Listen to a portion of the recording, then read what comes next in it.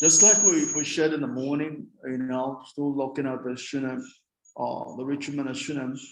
The other thing we see about the lion is the lion, you know, delegates duties, right?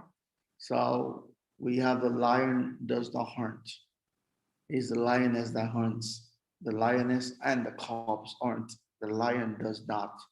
The lion eats out of that which the lioness brings. However, the lion defends the pride, you know, and that's something else we can pick, from the lion. And that tells us of the body.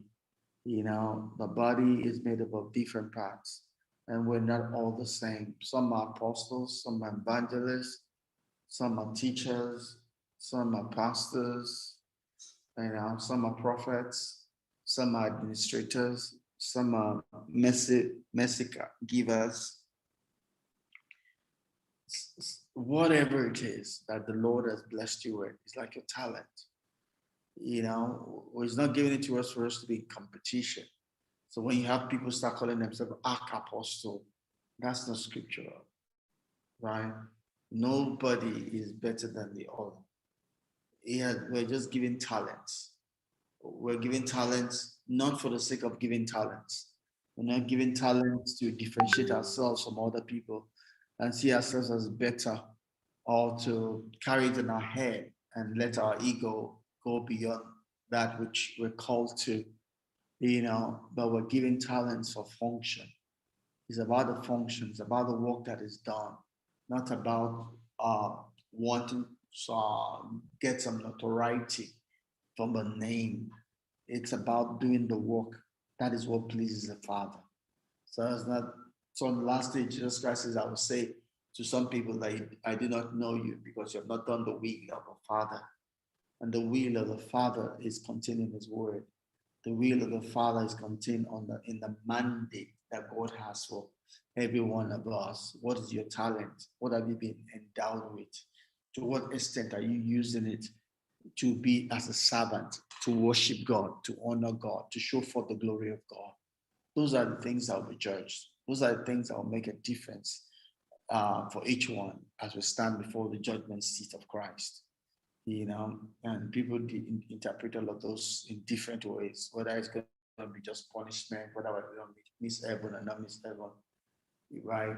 And people have their different postulations. We don't know which is right or wrong, but none of that is important. The important thing is that each day, each second that we live right, we live right. We don't have to worry about ourselves about all of that. If we live right, then we don't have to worry about that.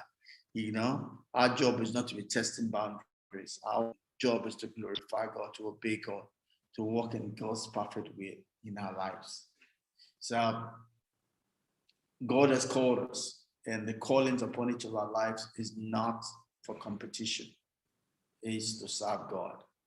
And Jesus Christ goes on for James and John came to Jesus with their mother, and they said they want to be the right on left hand of Jesus. And Jesus Christ asked them a question: are you able to drink the cup? Are you able to pay the price that's required for that position? And they said yes. Well, Jesus Christ had one more thing, that is not for him to decide. However, for those that seek a place of exaltation, the way there, the way of good, right? Life is about serving other people. It's not about lording it over people. It's about service. That is what we're called to. That is what glorifies God. That is in that we get a honor, not the honor that we have claimed unto ourselves, but a honor that is given to us freely by the people because of who we are and what we have done for them. The blessing, the opportunity that we're taken to bless them. And that's what we're going to be judged on, right? That's what we're going to be judged on, is us playing our part in the body. And the Bible says that the body grows by that which each joint supplies. As we supply our part, the body grows. As we supply our part, other people supply their part. We get the fullness of all that we need to live the fullness of that which God has for us. Thank you for another time. Thank you for staying with me. Uh, God bless you. Thanks, wife, for staying with me. We'll continue tomorrow, God willing. Do have a great remaining